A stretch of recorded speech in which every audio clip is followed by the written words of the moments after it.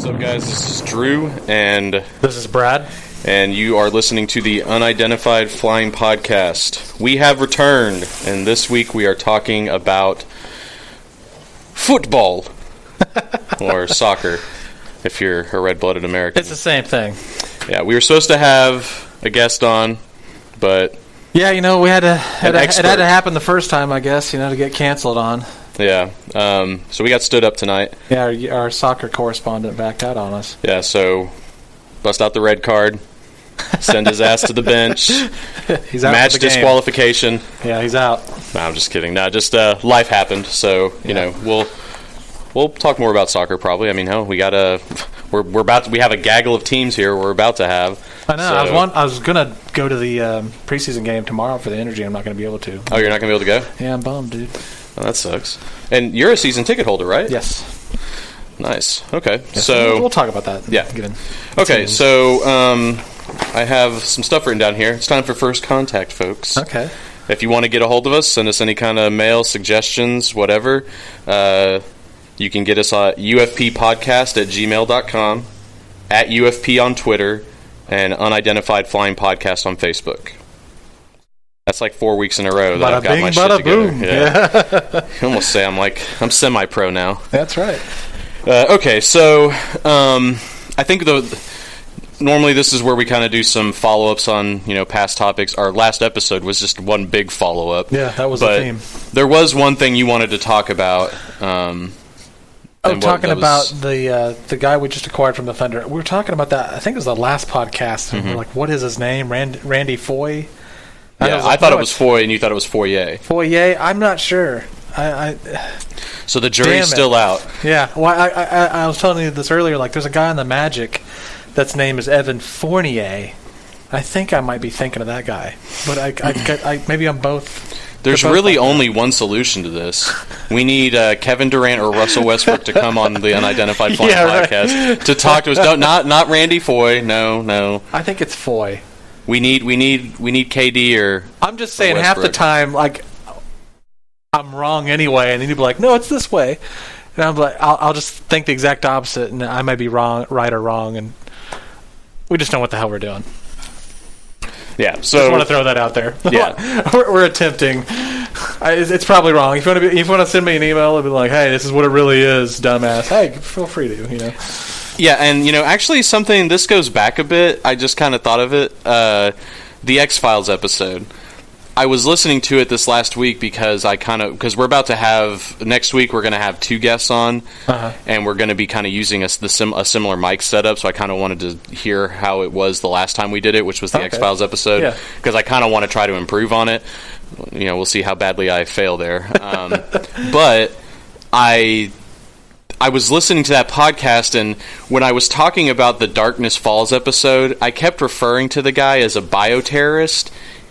I realized he's an eco-terrorist. Eco-terrorist, okay. Yeah, so he wasn't like dropping VX gas on Mulder and Scully. Yeah. He was just like sabotaging logging equipment and shit like that. So he was a eco-terrorist. Trying to save the forest. Yeah. He wasn't trying to, you know, end the world. He was trying to save the forest. So yeah, I realized that was I don't know. I got my terms mixed up there.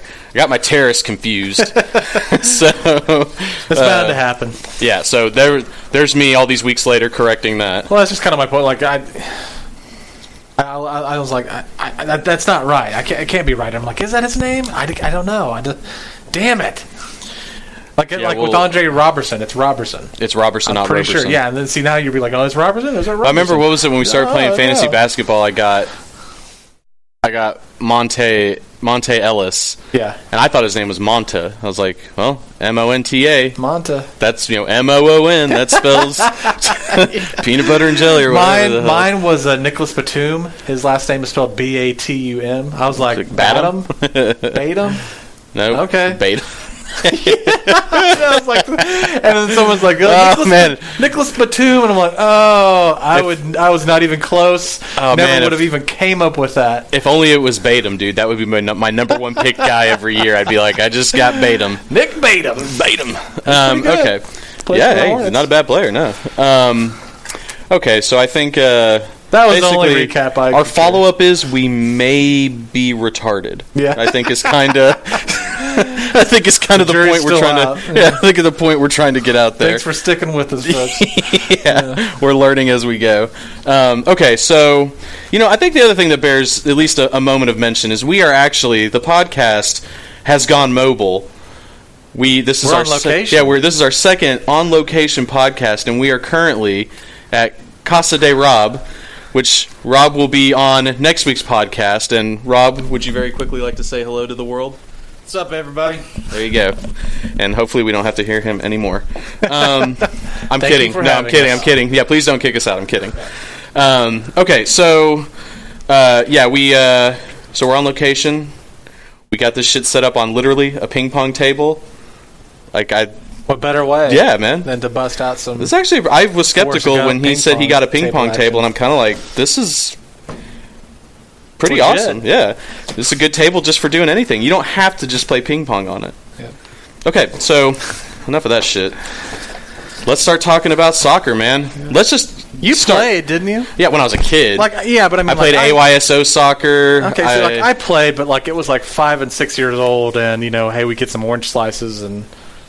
Yeah, well, I mean that's essentially what it was. Although you played older than that. When I played AYSO soccer, it was a little serious. Okay. When I lived in Hawaii, and we played a lot of games. We played in a huge statewide tournament. We won the state title one year. I was a goalie. I loved playing goalie. And I was kind of anything else, or was it mainly just? Once I started playing soccer and I first got in net, I think every coach I had, which I didn't have many because I played AYSO soccer for almost 4 years, or maybe 3. Okay. And that was pretty much other than being a little kid playing soccer, where it doesn't. Everybody just runs around and tries to kick the ball. Even the goalie's midfield, I want to score. Get back. Once I got in goal, I think some kid got hurt, and they asked me to go play goalie, and I actually took to it really well. And then I had a coach, some Hawaiian guy. He kind of taught me the school of hard knocks of playing goalie, which was he coached me how to be an attacking goalie. Whenever people got into your safe zone, you attack them. You didn't just stand back and wait for them to shoot. There were certain times when you did. If there was more than one person, you obviously would try to wait to see what they were going to do. But if it was one-on-one, I mean, it was almost like you charge them. Yeah. Because people don't know what the hell to do. They're like, oh, the goalie's charging me. Now, don't get me wrong, it was rare, but, some kids knew what to do and made you pay for it. But more often than not, and again, these are kids. You don't see the pros doing this because, some guy would do some fucking bicycle flip kick and, we weren't that level yet. Yeah. So that was my experience. I played, when I was a kid, and I had a lot of fun doing it. Had a lot of good success as a kid playing it, and then just stopped playing it. Never watched... never really kept up with soccer. I mean, I knew who Pele was. Yeah. I knew who some of the in the 90s, I knew who Alexi Lawless was, but I never watched him play. Mm-hmm. So, that's kind of why I wanted to do this episode, because that's way more experience with soccer than I ever had. I mean, especially from where I'm from and growing up, and you had, I think it was called Kids Inc. And it was little kids running around, and that was it. And things have changed now, where I think maybe the high school has a program, or other groups and things like that. But there's never any organized league where we could just go play. And the sport has definitely grown. Yes, and that's kind of why I want to do this episode. And I have recently got into soccer myself. Plus, it's just kind of new to the state. Yeah, it's changing on a national level and international level. Yeah. Well, all that type of stuff. So that's just kind of what we're going to gloss over so many things when it comes to soccer, because I mean it's a rich history with just like any other sport. I mean, it's more than any we other. Sat here and talked about all 50 Super Bowls. we might not have enough time, this podcast. So it's the same with soccer. Like, well, I think, but soccer it's been around a long time. Soccer, more than any sport, is truly the world's game. I mean, you can't. I would agree. It's not as big in the United States as it is in the rest of the world. But I mean, the rest of the world, for the most part, goes batshit crazy over soccer. Oh yeah, and that's kind of changing. So I mean, we're getting more into it. I don't think, unless football continues to get kind of softened, to use a nice term. As long as it continues to get to where, like, you can't tackle people in certain, you know what I mean? Like, and I'm not saying that's a bad thing necessarily, although it's definitely changing the fucking game. I mean, for people who are looking for the gladiatorial aspect of football, you're losing that. And I think that was one of the things that made football unique. I think regardless, it's still growing, like... That's what's cool about soccer. Like it's growing regardless. Yeah, that's what I'm saying. Soccer may eventually, on top of it, that's like you're saying. I think it helps more. I think if football doesn't go too far away from at least what it is now, it'll still be tops in the States. Things too. Yeah, hell, they talked about maybe gone about it in a different way too. Like, well, they've talked about like little, like kind of like leagues you're talking about. Like little kids can wear like bands on their head, and they've got like sensors and stuff, like where they can be like, oh.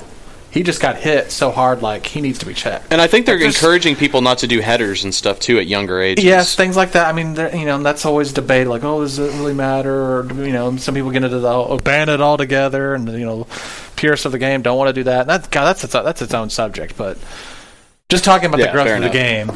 It's growing. It's growing a lot. Yeah. And, I mean, hell, now in the state of Oklahoma, we've got 3 semi-pro teams. Which is crazy to me.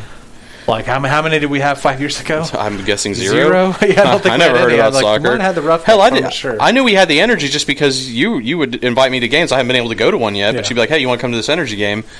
I was like, what's the energy? It's a soccer team. And then now we got 2 more. These teams, like, I don't know, especially about the Roughnecks, but I know just from being a fan of the energy myself, like, there were teams back, like in the early 80s that I think played at Taft Stadium, which is where the energy is playing right now. Really? But so, like, you mean just visiting teams? No. Like they had a franchise here. Oh, really? Back in the day, like something I learned, kind of getting in contact with some of these supporters groups, is Tulsa, the Roughnecks. Even though they were in a different league at the time, they have the only professional championship in the state. Oh yeah. And that was I remember seeing that in that email. Yeah, and that was like back in '83. Which that's pretty cool. That's a pretty cool. I mean, like no one else can say that. The Thunder haven't won national. I mean that. Yeah. I mean it's semi-pro, but I mean it still counts, guys. It's pro. I mean, yeah. So just real quick before we get too far away from it, because I've talked to in my international travels, in our intergalactic travels, if we're, anyway, I've talked to people from different countries before, and they always kind of, I'm not saying I've been ridiculed or anything, but they always kind of give you this odd look when you use the term soccer. And I'm kind of as far as I always knew it, and this is what I learned when I was a kid, we were playing association football. Okay. Known as soccer. Mm-hmm. Now, we knew that it was also called football in places, but it was called soccer because soccer was kind of an acronym. It was kind of, they took, it's association football, and they kind of put it all together to make soccer, the association part of the association. Oh, okay. And that's how you got the term soccer. Yeah. And this was as far as I understand it, a British term. Yeah, like how I always looked at it was, the British would say something like, this game is called football. But when you're just kind of casually talking to somebody, you're like, hey, let's have a game of soccer. And it was just another way to describe the same thing. Yeah. And they're like, well, what game are you going to play? I'm like, we're going to play some football. But they'd be like, let's have a game of soccer. Yeah, and a bit of tea at the same time. I'm sorry, I'm probably just pissing off all our English listeners. Yeah, see, in the early days of the sport, the proper term was soccer. And a lot of people here, this isn't, even though there's been this history, it's not everyone here knows soccer or loves soccer or cares about, a lot of people have negative reactions when there's like, oh God, soccer, especially if you're like a American football fan. I mean... Yeah, and I think the whole point was to distinguish it from other types of football, like rugby and stuff like that. Yeah, maybe that's like... Because, I mean, you got to think international players, or not just players, but, people that are fans of those sports, they look at American football and they go, what the hell is that? Yeah, which we're playing, like, how many games in London now? Yeah, but, I mean, think about, like, the game, like... You have to know, it's like you have to be a lawyer to know the rules of American football. Like, oh, wait, you stop... You have 4 downs. You can only do this. You only can do that. That's true. That's true. Like soccer's a lot easier to watch. American football took those international games and stopped them. Yeah. Like, you got to think rugby. Like when the ball is like a fumble in American football and people just like run around and it's crazy. That's rugby. Yeah. That's those games. Except they just never stop. They have stoppages, but they're just running around the whole time. Yeah. We go, hey, stop. He's down. Stop. First down and 10. You got 4 you got all these rules layered onto it. Then passing and that all came around. Yeah, that's kind of where those games are related, but also insanely on the totally opposite end of the spectrum. Yeah, I guess I'm just saying, like, I guess I'm curious. You've been to energy games? Have you noticed any? Like, I mean, I'm assuming. I mean, especially this is Oklahoma. If anybody's going to do anything that's like, passe or a faux pas or anything, it's going to be Oklahomans. Okay, why do you say that for? Well, it's a joke. I'm kidding. But no, like, does anybody sneer at people using the word soccer? No, I don't think so. I mean, a lot of it's just they just don't know basic rules. Kind of like I was talking about, like how international people look at American football. We'll look at soccer and go, "What?" Which the rules for soccer are pretty clear. I mean, it's really the main rule is: are you offsides? Well, I mean, obviously there's penalties. You got to think just how like there's 2 halves. That basic part of the game where it's like, oh, okay, yeah, like it would be halftime and people would be walking up to me at the soccer game or at the Energy Stadium. They're like, is it a timeout? Is it over? Is the game over? Yeah, because they don't know all the rules. Yeah, and then you had stoppage time on top of all that, and you have stoppage time, extra time, all that. But I think in general, soccer's probably easier to just. I don't know, I would guess, because like you said, the rule book for the NFL has to be like a tome, whereas the rule book for soccer's got to be like a pamphlet. Yeah. Comparatively. It's because you got offsides and you've got like personal fouls. Yeah, you have fouls and out of bounds. Yeah, when you throw it in, that type of thing. Yeah, or just saying when the ball goes out, the ball across that line is out of bounds. You have like so many substitutions a game. Yeah, okay, so stuff like that. The big difference, like you were talking about in a previous podcast, like where you liked watching the women's game more, and a lot of that has to do with the fact that, like you're saying, soccer is such a big deal internationally. That's where all the talent and the really, really good players go.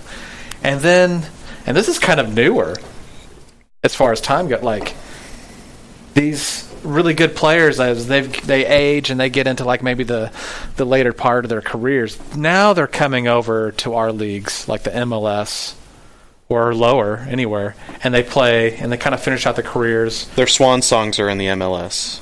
Yes, pretty much. And just real quick, but if they want to make the big bucks and they have the prime of their careers and stuff, trust me, they're not in America. They're going somewhere else. Sure. They have teams I think have like academies where they pick these kids young and they are basically going to school and playing soccer all day long, and then they sleep and they get up and they do it all over again. Yeah. And just to kind of like here's my first I might have played soccer when I was a kid, but I had never watched it. My first kind of experience watching soccer on a professional level anyway was, oddly enough, I had gone on a trip to Germany with a friend of mine, and we were there in the month of July 1999, and at the time didn't even know it, had no clue the Women's World Cup was going on. I didn't know the United States was any good. Yeah. So we're sitting there like one day, and somebody tells us like, hey, we were staying at a place where there were all these GIs. It wasn't on a base or anything. It was a bunch of off-post families right next to a German community, mm-hmm. And they were like, "Hey, championship games tomorrow. Like everybody's going to be barbecuing and stuff." And we were like, a friend of mine that I'd gone with, I was like, "What are you talking about? What game?" And they're like, "The World Cup." We were like, "What?" And they were like, soccer. We're like, what? Who? Okay. Who's playing? What European or South American teams are playing in this particular World Cup? Yeah. They're like, no, dude, it's the United States and China. We were like, what? So they're like, yeah, fuck it, we'll watch. Man, dude, I had a blast watching that game. Like I said, the women's team was, that was just really good, and the women's Chinese team was really good. And I saw that kind of what's become kind of an iconic moment whenever Brandy Chastain tore her jersey off and did the knee slide with the sports bra and all that. I watched that live and was like, holy shit, she just did that. Watched players like Mia Hamm and all that, dude. Like that, it was a thrilling game. It was a shootout to decide it, and we had just the batter ass goalie. I can't remember her name, but she was just all over the place. Yeah. And not that I went home and was like, oh, I'm gonna start following the women's team. And again, I guess I'm saying too, like I haven't watched. I watched like highlights of the men's World Cup team in this last World Cup. I watched 4 games. I was like, at work trying to follow it on my phone. Like, how's the women's team doing? Yeah. The Olympics. I mean, it helps. The women's team is really fucking good. Not that the men's team is trash, but they're just not on the same level. Compared to everyone, the other women's teams of the world, they're. Yeah, I think it's it's like U.S., Canada, Japan. Those are usually the top teams. Those are and the United States has won the last World Cup, the last Olympics. Yeah.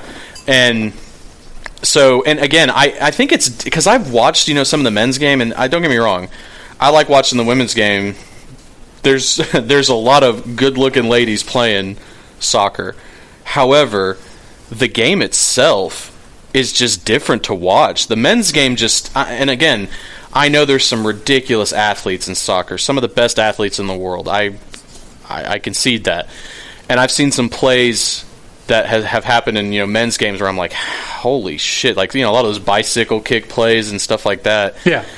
But when I've sat down and tried to watch the game, it's just the ball just sailing 40, 50 yards, hitting the ground, moving around a little, sailing back 30, 40 yards the other way, getting kicked 20 yards to the left, getting kicked 30 yards back to the right. And some of that is just the game, but like... The women's game, though, it's dude, a hornet's nest, dude. I know, and now I would say, like, the quality of play is better on so many levels, like MLS, NASL, USL, anything on this continent, basically, because they're actually paying some players, and the sport is growing, so they're able to pay,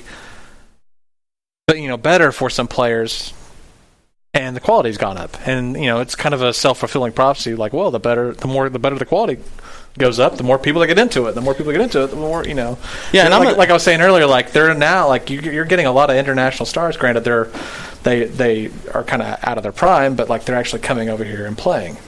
And we're like that development system I talked about internationally, like we didn't have a lot of that. Where people are starting to do that type of stuff here. Have your farm teams, your academies, all that type of stuff. Where it's just like we just never. Some people go to college and play. Sure. There's so many paths here, like, and it ends up usually you just end up going overseas, and that's what's kind of trying to be changed. Yeah, and I'm just saying, like, just my limited experience watching. The women's game is just a cut above the men's. Like, I don't know what it is, and I could easily be wrong, but it's just when I watch the women. It's personal preference. Too. When I watch women play, they're on the same size field, and they are going at it like crazy, dude. Like there are moments where the ball is just getting punted around, and you're kind of like, like I said, it's part of the game. But there are way more moments where it's just explosive action. Whereas the men's game, it's like, abbreviated moments of explosive action. And I don't know, I'm going to make this statement. I don't know if it's fucking true, but, hey, fuck it. It would surprise me if in the United States anyway, it would surprise me if men's soccer is driving the growth of the game more than the women's game.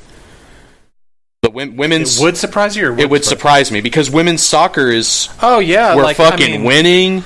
where I'm kind of pulling the numbers off the top of my head, but like the men's World Cup, when the men's team wins the World Cup, how much do you think they get paid? It's like $150 million, and they divvy that up over the whole team. Yeah. The women's win, it's like 15. Yeah, but no, I'm not saying, but I'm just saying in America, the growth of the game of soccer, the rise in popularity, to me has to. If dollars to donuts, I would bet, man. If you had to say to most people, we have to get rid of one of our national teams, I think I would assume most people would be like, get rid of our men's team. Our women's team is fucking top notch, and it's pretty crazy. Last time, the last World Cup game they won, that's the most watched soccer game. The women's, in this country ever. Yeah, see, that's what I'm saying. In America, in America, and I think it's kind of. I don't think it's. I'm not. Funny's the wrong word. I just think it's kind of odd that. Well, especially talk about how much they get paid. Well, yeah. How much people want to focus on the men's versus the women's, that type of thing. Which whatever they get paid, I kind of say, well, yeah. Here in America, if our view is narrow, where we watch the shit out of the women's game here in America, the rest of the world probably tunes out, comparatively speaking. To which I'm sorry, soccer's a huge game. Despite America not being that interested in it over the years. They don't need us. They laugh at us. If the men make $150 million because the men's sports generates, $150 billion, and the women make $15 million because they generate $1.5 billion, I'd say that's why that's the way it is. I'm just saying, not compared to women's, but men's has gotten better. Just on, like I said, on all levels, our national team. And I'm not saying we wouldn't support a national team. We're actually kind of competitive in World Cup, Men's usually has not been, the past 20 years. It has, the past 10 or 15, but before that, it was not good. The women were competing and our men's were nowhere. Yeah, and I think I think, like I said, MLS and all the other leags too. Yeah, well, and I think recently our men's national team has had some kind of problems. We've lost some games that people are kind of fuck, man. Yeah. I don't. Did we qualify for the Olympics? Yes, I think. Because I know the women. The women, it was I was following done. Gold Cup and CONCACAF and which we kind of got jacked up in those, didn't we? So, we were getting beaten by teams that people are like Jamaica. And stuff like that. I mean, it was how are you losing to you should be beating those guys, That's a whole other leg of the sport. Yeah. That's kind of what is crazy about soccer is there's so many facets, and then we've talked about this too. We'll talk about this when we get into some of these leagues where it's they have a league schedule, and then in the middle of that league schedule they might have it's that year stop in July World Cup. Or even if it's that same year with or without a World Cup, they'd be hey, we got a tournament and it lasts the whole year, and we stop and hey, this week we're playing a tournament game against some random team in another league. It's not even in our league, but we're playing to go through the tournament to get whatever cup. Which did you watch the championship game in this last World Cup where it was USA and Japan? And they were building up it was, The women's? No, I didn't. Foreman Ollie too. No. Oh man, dude. Was that the one where it was the US jumped out demolished them. Oh yeah, jumped out to a hat trick 5-0. Yeah. Or something. It was 3-0 in the first 15 minutes. The game was crazy, over, yeah. And we ended up winning 6-1 or something like that. And that was crazy. But anyway, I guess what I'm saying is it's whenever I look at other women's sports, and I'm just I have just trouble. I can't watch WNBA. The men's game is just, for one, they play them different for starters. Yeah, and you don't have the same problem with American soccer compared to the rest of the world, where it's they don't make shit. But then our women's a lot of the best players go to Russia and China and make billions of dollars. And you never see them. But I just think it's interesting and it's unique that our women. This is for America, it's the women's game that gets the most, I think, respect, I guess you could say. You could call it the most. Our women's team internationally is taken deadly serious. Yeah. Because like I said, we're contenders. We're the defending champs in, Olympics and the World Cup. Our men's team is you're growing. You're still small. We're doing really good, especially, like I said, compared to recent history. Yeah. But, teams like Brazil and Argentina and Spain and France and Germany kind of look at us okay. Yeah. 2-0. See ya. See you at the next. We've had some fun. Yeah, we've had some success. I'm not trying to bash on the men's team. I'm just saying, in a bigger scheme of things, I think that's the only sport you could point at and say, like, at least for the United States. I can't speak for the rest of the world. The United States, the men's team is an afterthought. And like I said, our soccer in general, but that's changing. That's kind of why we're here. Sure. Okay, so.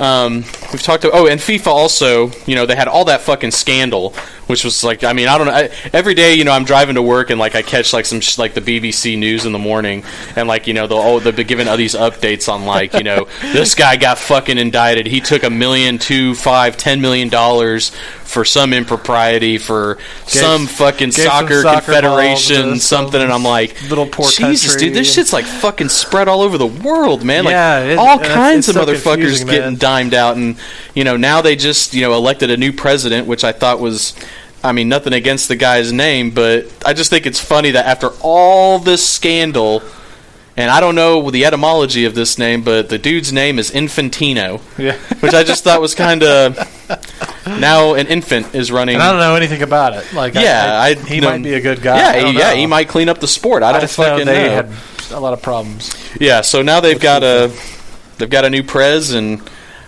I guess we'll see if anything changes as far as good luck. The bullshit in FIFA, I guess. Which, what was that? The FBI fucking broke that, like, in Switzerland or something?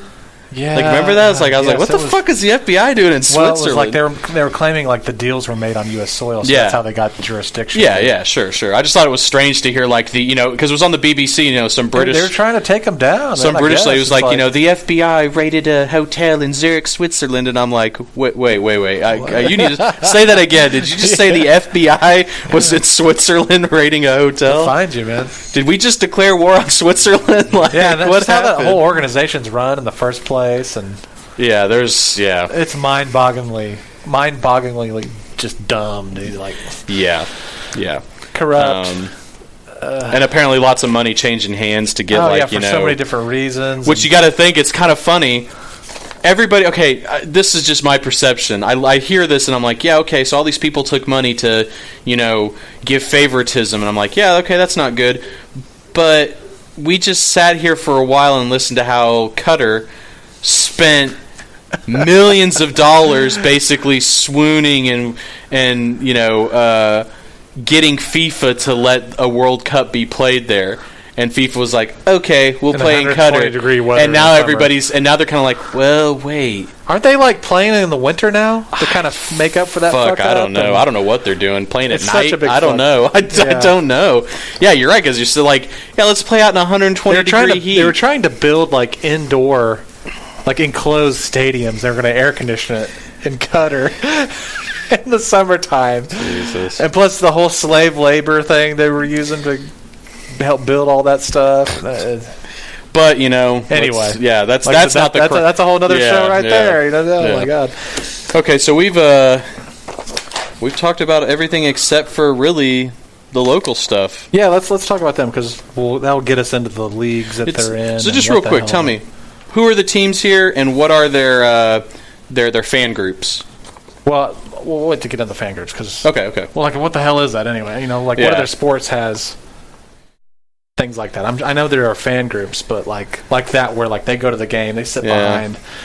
College is kind of like that. Yeah, you have like the Roughnecks for OU. Yeah. You have was it the Cameron Crazies for? Yeah, but is that like just regular fans can get into the Roughnecks and like hang out with it? You know what I'm saying? That's a good question. That's kind of the difference I'm talking about. Like, I don't know. Will they give you one of those sticks or whatever? I don't know. I wouldn't want to hang out with those guys. Yeah, you get a scarf and stuff. That's the big deal. You wear a scarf. You get a T-shirt. Yeah, hell yeah, dude. Anyway, there's a... Wait. That's a big soccer thing? Scarves? What are you talking about? You said scarves? You get a scarf? Yeah. That's part of the fan thing? Yeah. So, I just out of curiosity, because this, typically, like, associating all this with, like, British stuff, is it like, looks like Hogwarts? Like, you have... Doctor Who. Yeah, Doctor Who. Yeah, no. Yeah. You have like depends on your colors, we have the House of Oklahoma City. Totally depends on the team. Oh, okay. Yeah, okay. I guess what if we all get together and we all have our scarves? Yeah. Like, we have the terrible towel in football. Yeah. we got scarves, We've got a scarf, dude. Okay. All right. I don't wear it in July or anything. Some people do. What kind of fan are you? I guess so. Yeah, I don't know. You can bust out your scarf, man. Dude, I got my hat and sunglasses on. It gets a little warm outside in July. Just saying. Please wear that scarf around me sometime. Anyway, the teams in the state are, I'm an Energy fan. There's OKC, Energy, FC, and then there's the Tulsa Roughnecks, and they are in their own league. These are newer teams. I kind of talking earlier about the championship that Tulsa Roughnecks have. That was in another league, and it might be like the same team, but maybe it was resurrected. I'm not completely sure on that. Okay. That'd be something we can kind of go into the future. But it's the same name, and they both play in a league called USL. This is the Energy and the Roughnecks play in the USL. Yeah. And so that means, is that the United Soccer League? Yes. Okay. That also means, like they play each other quite a bit because they're in the same league. Plus, we're same state, same state, same conference. It's basically split up, kind of like basketball. Okay. There's an Eastern and Western Conference, I believe, and you play your teams in your conference more often than say the other team. Sure. So yeah, we're interstate and interstate rivals. Okay. So there's that. That's always fun. And plus, they're only an hour away or a little over an hour away. Yeah. So, and there's been, I think, anything where there's always kind of a healthy rivalry between Oklahoma just the two City cities and anyway. Tulsa. Yeah, I mean, that is really a great way for it to. Those are the two biggest cities in the state. Yeah, what other teams do we have that play each other?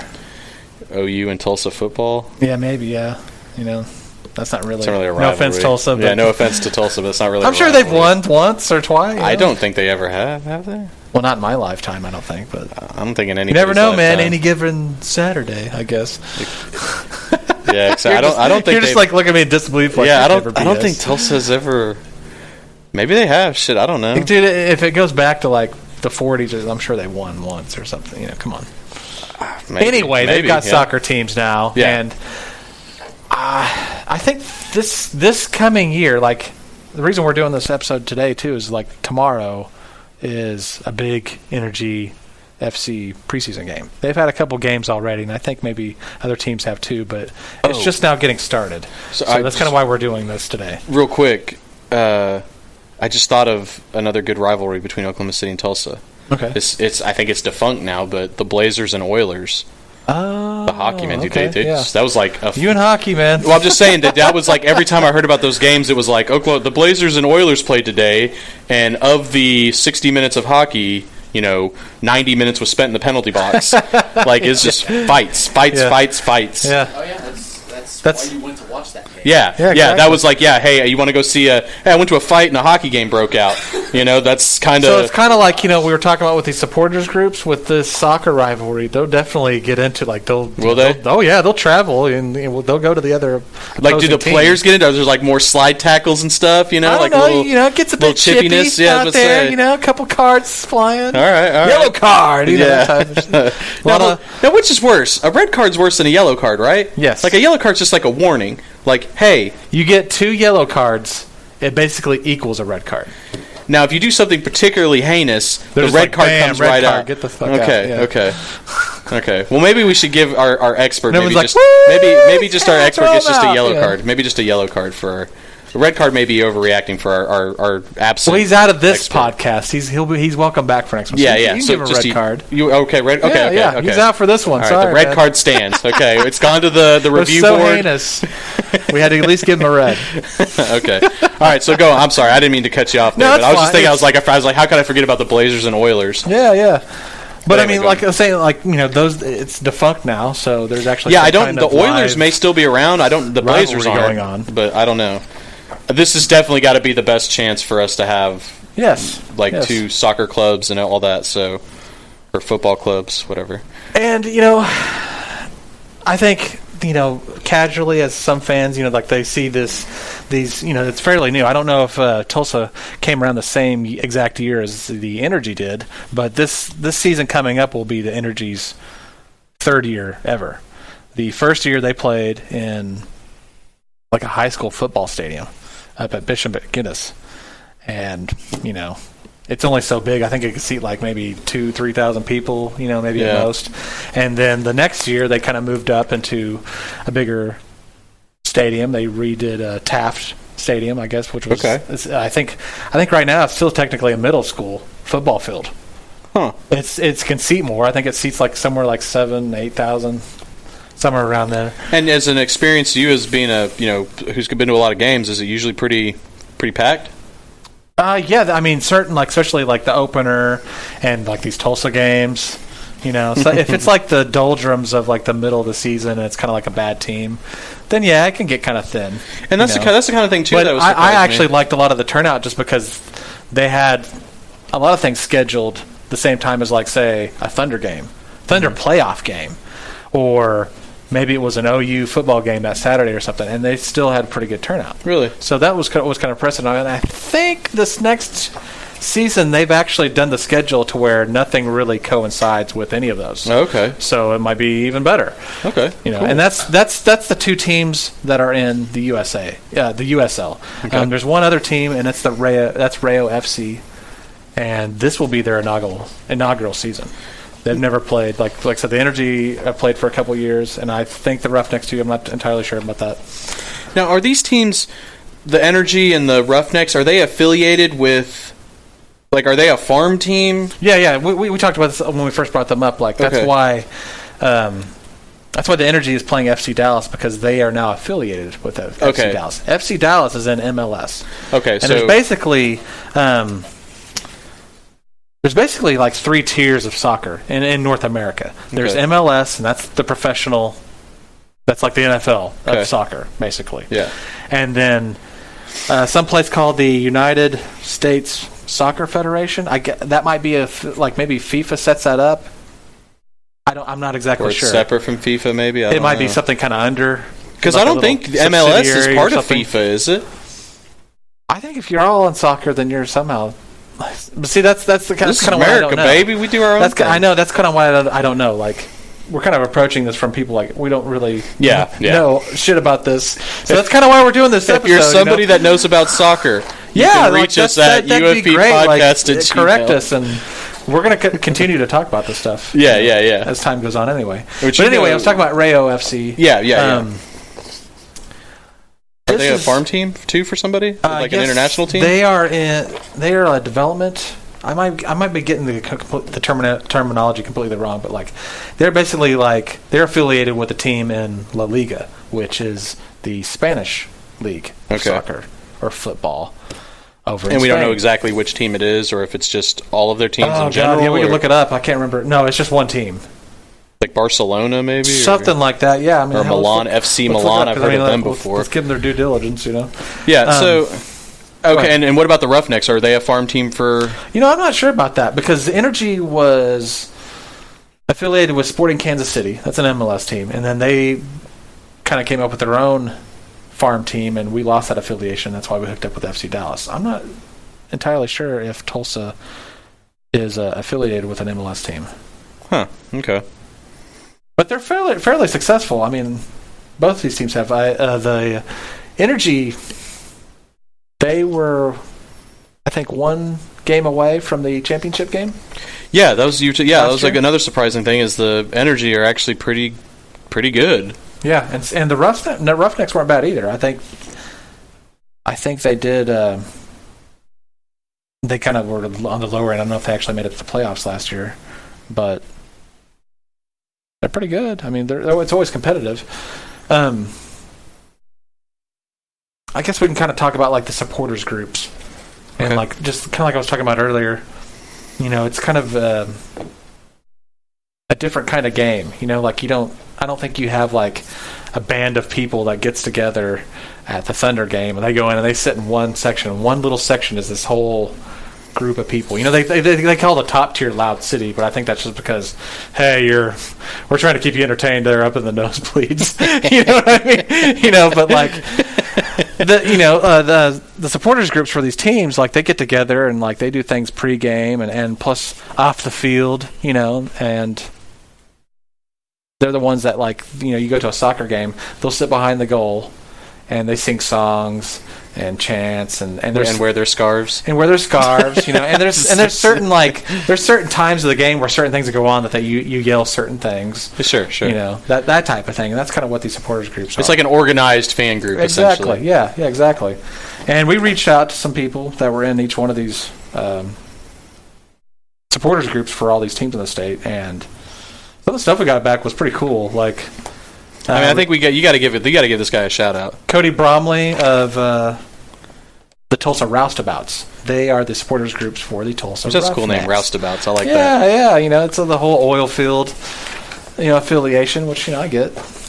I mean, look at the energy. That's kind of why they're named the energy. Yeah, we're an energy state. That's kind of catchy. And then FC Rayo. I don't know. I don't know. That's the maybe Rayo means like energy and. Hey, it could be something Spanish, man. That's what I would figure. This guy gave us.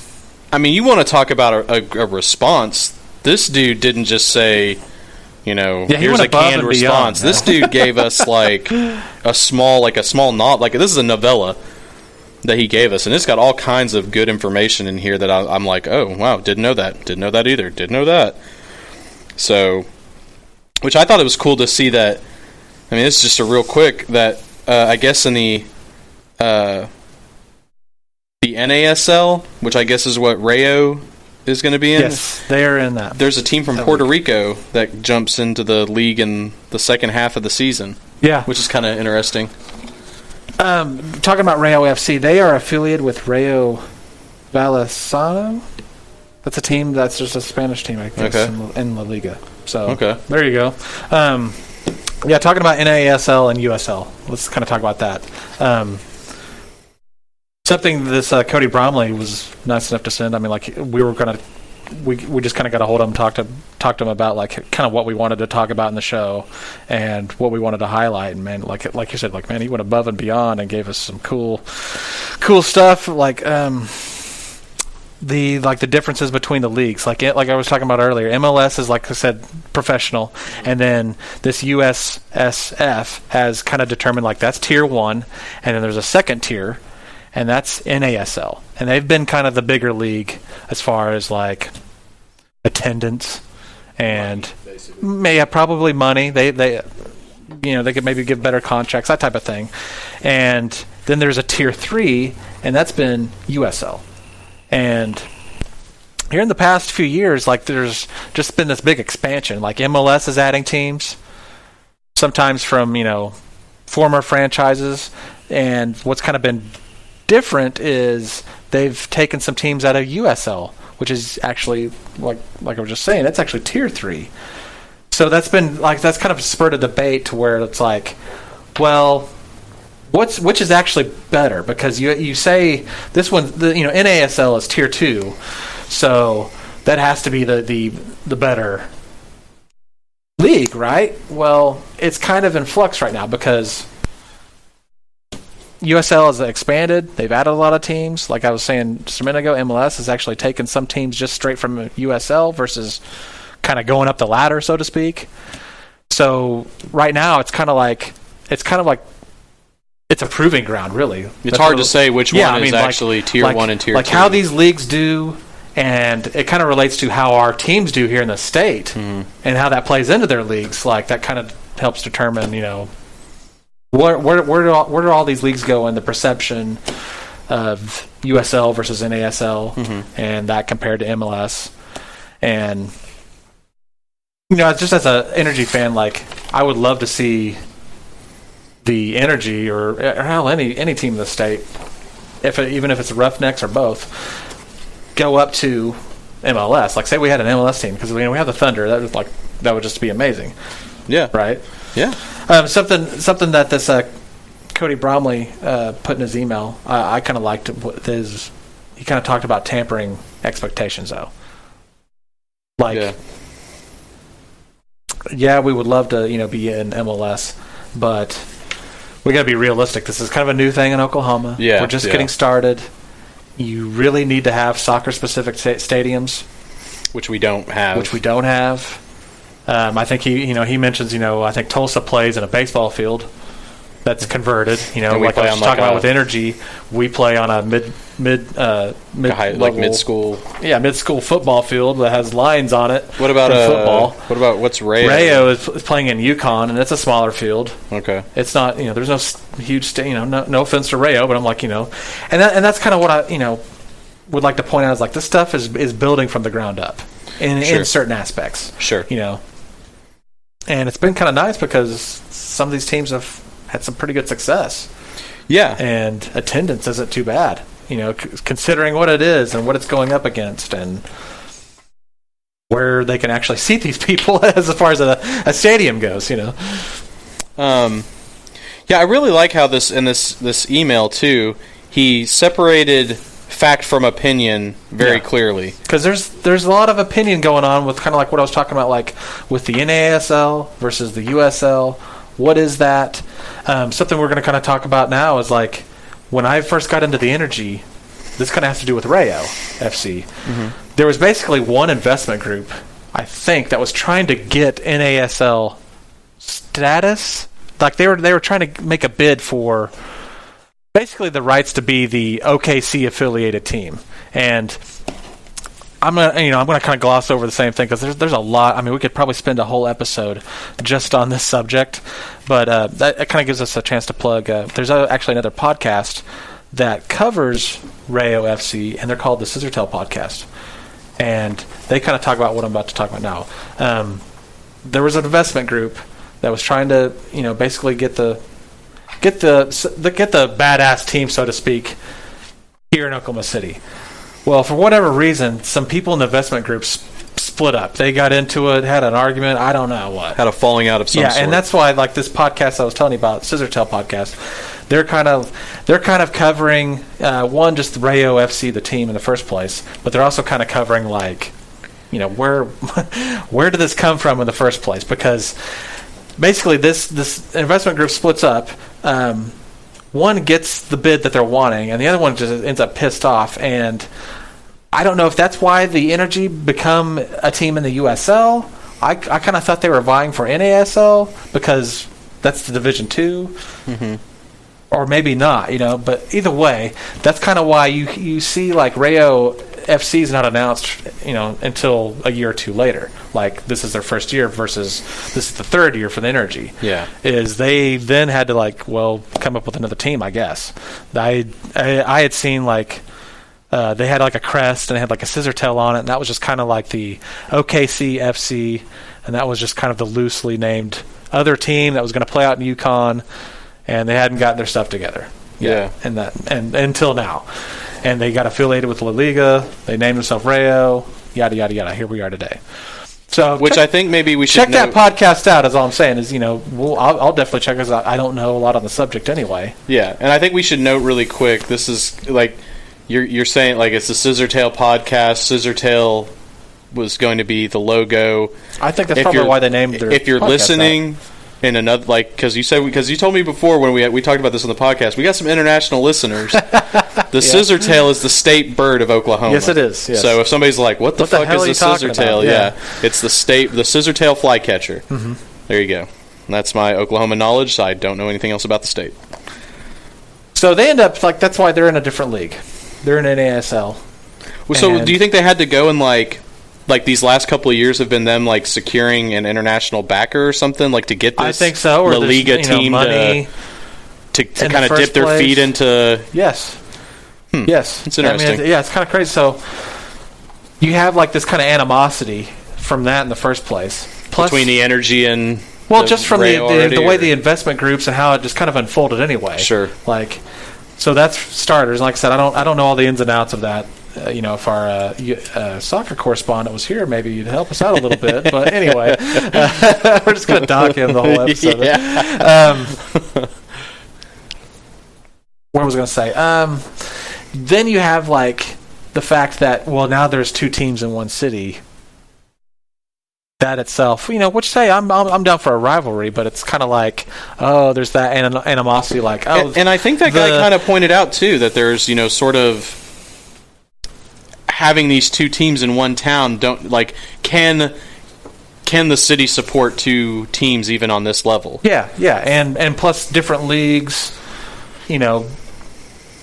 MLS expectations, all that type of things. Like what will happen, And there's opinions on, how the USL looks at this new NASL team.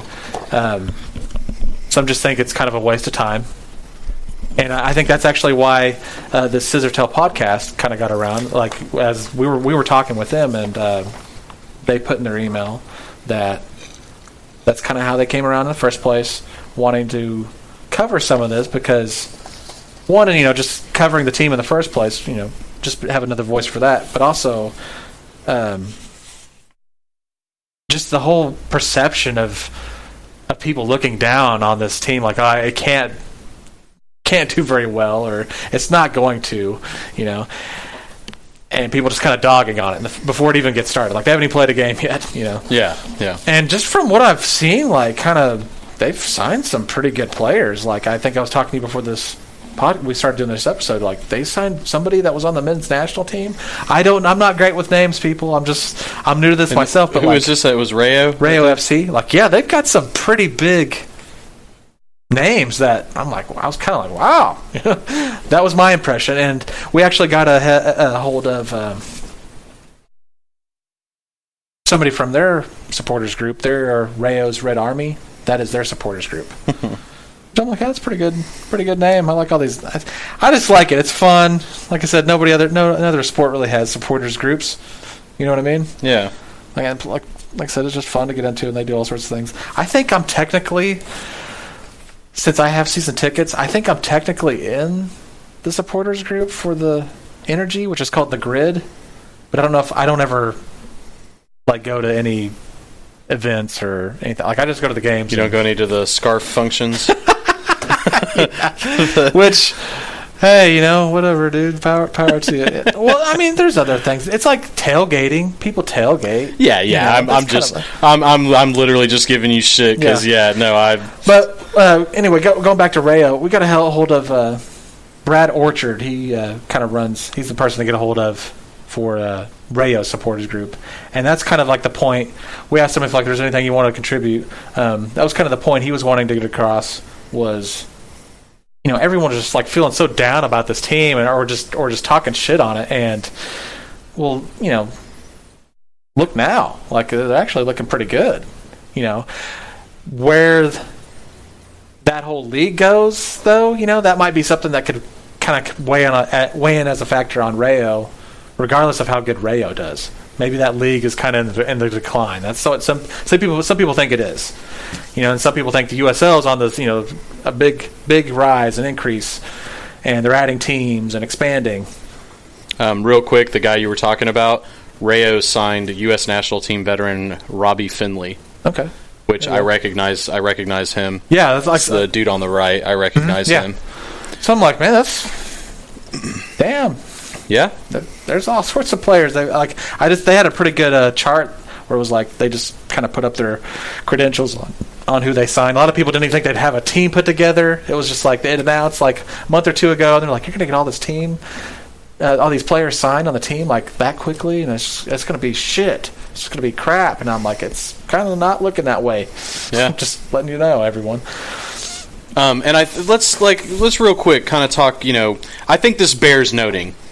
You just talked about a whole bunch, a good chunk of information you got from the Tulsa Roustabouts. The Rayo's Red Army is what Rayo's you just. Red Army, yes. And then we got this huge email with just all kinds of just useful information that I certainly didn't fucking know. You, with more knowledge of the game than me, were there's a lot in here I didn't know. Wow, I'm glad you enumerated all this stuff. And this was from the Roustabouts. Yeah, this is Cody Brimley. And we contacted the Energies group, which is called, you said, the Grid. The Grid. And we got Bupkis.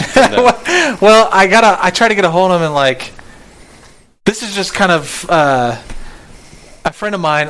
We go to the games and things like that, and he's just always kind of complained about the Grid sometimes, just from them not being very responsive, I guess. And then that's if he was here, he could probably explain it more.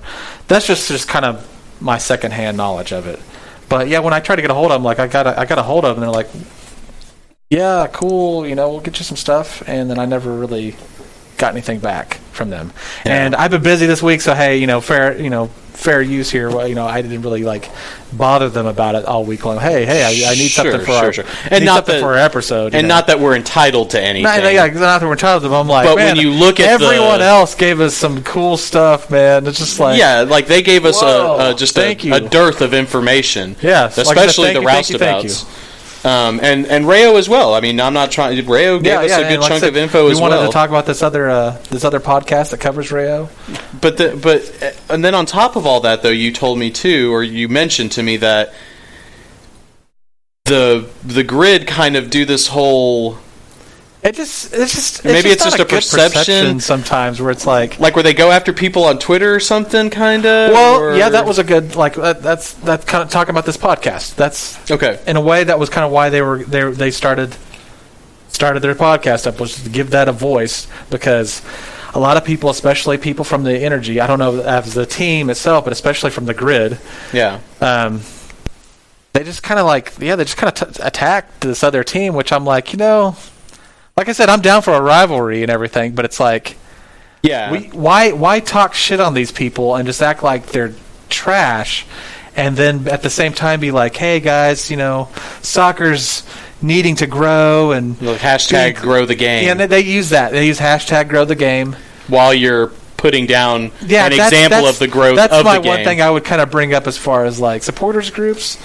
I mean, I'm going to put and it then you tack all that on where it's like, we got all this other cool shit. Everybody else got a hold of us. The grid was like, hey, we'll send you an email. Yeah, that's got... And I never got one. But I'm just saying, So I have to say that. I can't say I didn't. I didn't bug them about it, but I didn't get anything either. You didn't bug these other guys either. No, I just sent them a message, and I got all sorts of cool. Yeah, stuff. And so I'm going to say, I'm going to put it like this: I haven't been to any energy games. I'm not a season ticket holder. I'm not invested in them at all. Yeah. So me, from my limited fandom of local soccer, kind of learning more about it now. I gotta say, I'm gonna put 3 hats on the table here. Which one are you gonna choose? Like signing day. Yeah. Who's Drue gonna go with? I'm just knocking the energy hat off the table. I'm just like, see ya. Okay. And man, I'm really eyeing that Roughnecks hat, because this dude clearly, Cody Bromley, clearly has a passion for soccer, because this dude was like, you want information? I'm going to beat you over the head with information. Yes. And man, I got to say, it's a good read. And it helped us make a podcast. Some of the main points of that, this dude helped us. We got to give him an assist, because I didn't think this podcast was going to be long at all. We just cracked an hour. Yeah. So I'm kind of like, you know what? I don't know if I'm going to watch any games or anything, but I'm a Roughnecks fan. So there you go. Well done, Cody. You got me. Okay. I'm a roustabout, even though I'm not really, because I'm not. I don't know. You got to pay dues or what? I don't know if I get a scarf. I think that's how it works. Do I get a scarf? I want my fucking scarf, Cody. Send me a scarf, man. If for no other reason, I can, maybe whenever they play, I'll just wear it all week around Brad. Yeah, and just be like, big game this weekend.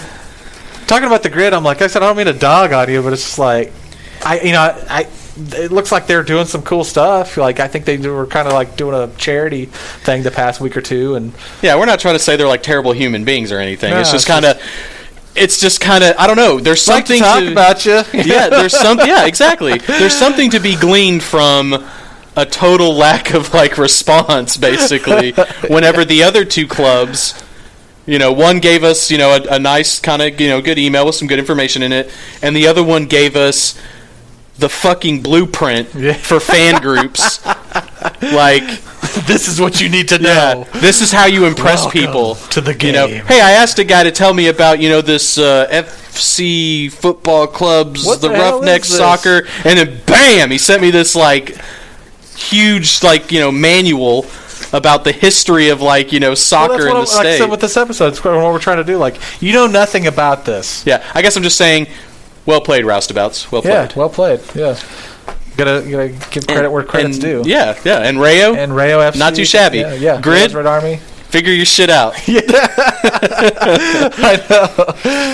But I'm still a fan. So, So we can be rivals, man. There you go. There you go, man. Be, Roughnecks are taking it all this year. Yeah. Don't know a single player on the team, but I'm gonna fucking learn just to talk shit to you. And I'm gonna. And it is fun, talking about just something to do. The price for tickets is really affordable. Yeah. I mean, and actually, really you were showing me too. I like some of the, it was just general, swag. I don't want to use that term. General merch. Okay. From the Energy, and I was like, yeah, it looks cool. I like the shirt. You've got that Energy T-shirt. I was like, yeah, it's a cool logo and all. I like it. Yeah. I mean, I don't like it anymore as much as I'm sure I love the Roughnecks logo, which I don't know what it is exactly, but I'll find out. You love it more though. But yeah, so I think it's cool. I mean, like I said, when we talked before, I mean, I was a big proponent of bringing anything you can here. Like when they were talking about bringing Formula One here, I was like, please vote yes on it, and they voted no. Yeah. But I'm all for anything that makes Oklahoma, in general, a bigger stamp on the sports world. And if they can get bigger, and maybe they get stadium set up for themselves, each one of these teams, or hell, any of them. Hey, that's cool. Because, I mean, kind of like I was talking about with the Grid earlier, and they were doing some charity stuff, these supporters groups and the team itself will go around and, that's where they interact with the community. Every sports team does this stuff, but, they build soccer fields and give people soccer. They do all that type of stuff, which is, that's great, especially for the youth. Gets kids out of trouble, all that angle. There you go. Remember that shit right there. To remember Tulsa Roughnecks. The Roughnecks logo. Yeah, right I've seen it before, dude. Oh yeah. Oh, sorry. Okay. Remember that shit. You're a season 2. Oh, my bad. My bad. You've actually been to soccer games. Yeah, but there you go, man. That's what the scarf's gonna. It's gonna have that shit on there. I'm getting that damn scarf. They better have. I'm gonna be pissed off if they don't have a scarf. Dude, they've got a scarf. I'm just letting you know right now. They have a scarf. Oh shit! Maybe not one for you. It comes. But they've got a scarf. Oh shit, dude, that's a cool I like the Roustabouts logo too, man. Yeah. That's a blue collar team right there. I like that too. Yeah, that's good. Damn, you know what, man? I'm getting some of this shit, man. I don't care. Somebody asks me about these teams, I'll be like, well, I know they play soccer, but there's the scarf. There's a whole bunch of people holding the scarf. Yeah, see, there you go, dude. You don't have to wear it. You just put it up like a banner, wave it around, terrible towel style. Now, strangle an opposing. How dangerous would it be if I went to, because I live in Oklahoma City. I'm not going to travel to go to a game in Tulsa, I don't think. But if the Roughnecks came here and I showed up at the game with my Roughneck scarf, how dangerous will the trip to my car after the game be? It's not dangerous. Come on. That's what I was saying. Talking about ticket price, it's actually pretty cheap.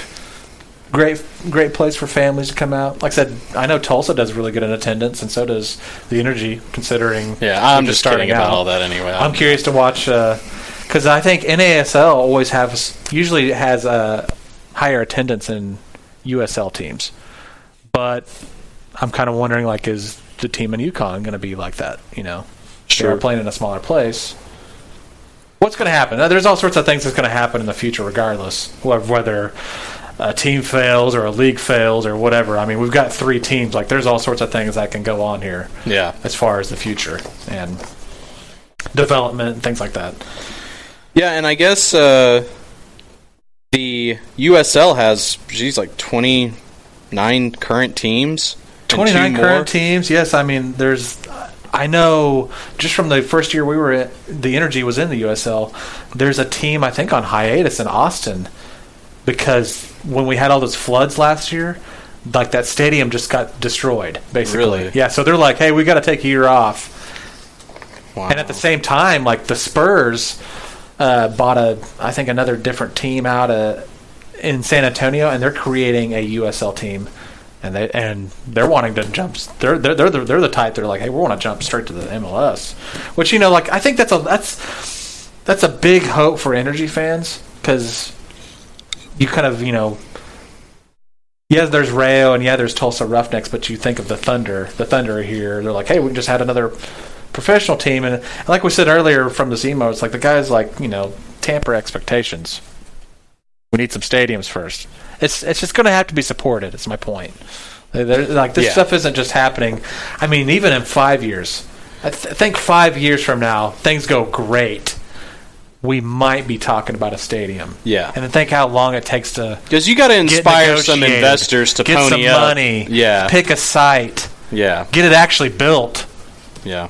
I mean, you're looking down the road a bit. Looking down the road. So I'm just saying, like, we're not going to be in MLS in like 3 years, everybody. Unless just some crazy shit happens. And even then, I don't think so. Yeah. But either way, great soccer teams, great sport. Well, Oklahoma. Yeah, and I think it's cool. I mean, just hell, in the last more year. More things to do. I mean, like we kind of started with, like, there's been a history here. Yeah. You know, kind of bringing that back.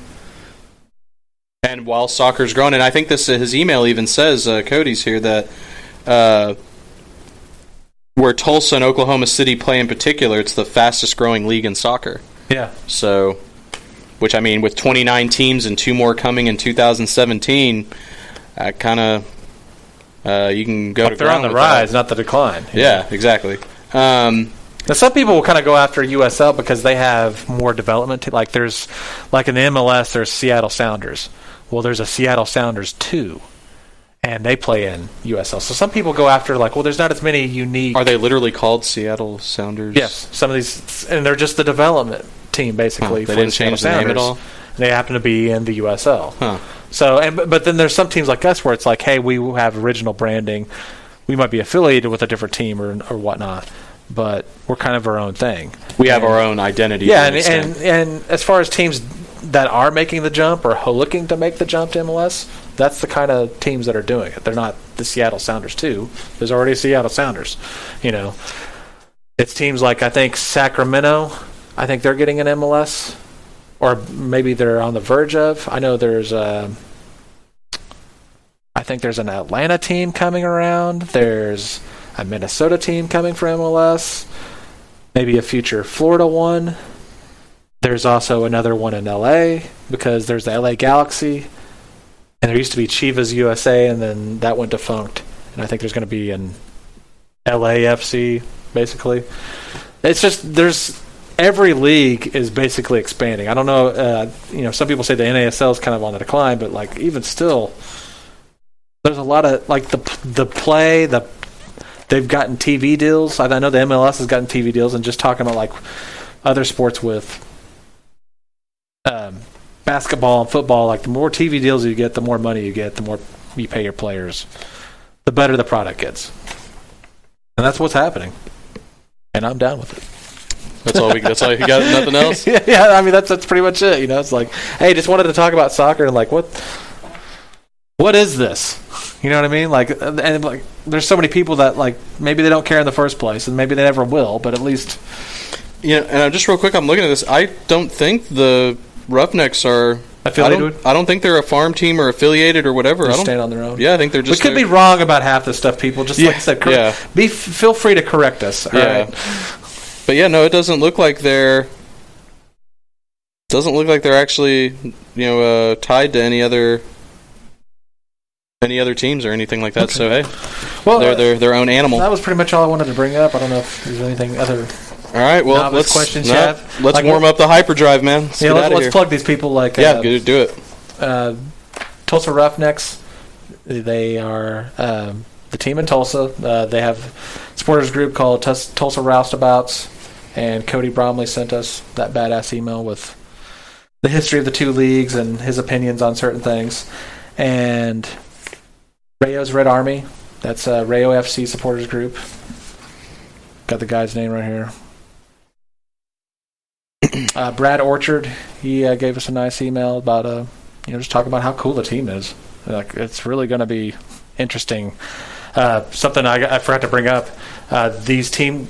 They're not in the same league, Rayo and the Energy, or the Roughnecks, but they could end up playing each other in a tournament.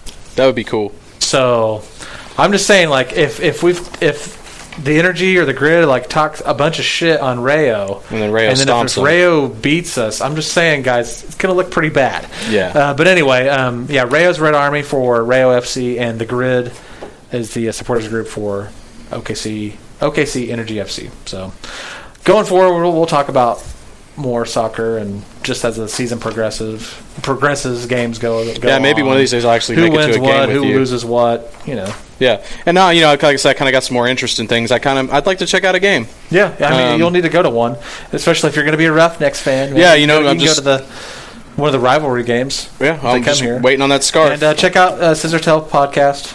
Yep, they cover Rayo FC, and might have some more insight than we will on some of these specific subjects. Okay, well, I think we're ready for Escape Velocity, man. Okay. So, just one more little rundown here. UFPpodcast@gmail.com, at UFP on Twitter, and Unidentified Flying Podcast on Facebook. You got anything you want to correct some of the stuff we've said? Most of the No, but I did forget one little thing here at the end. Go ahead. This is the second time I've forgotten.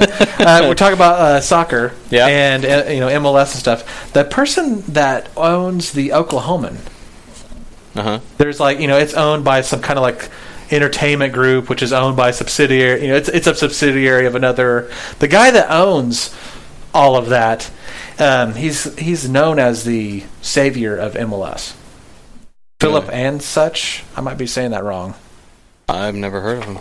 He actually owns, like I said, the place that owns the Oklahoman, and I guess like MLS was having some troubled times so many years ago. Yeah, just because they weren't very popular. They weren't making a lot of money.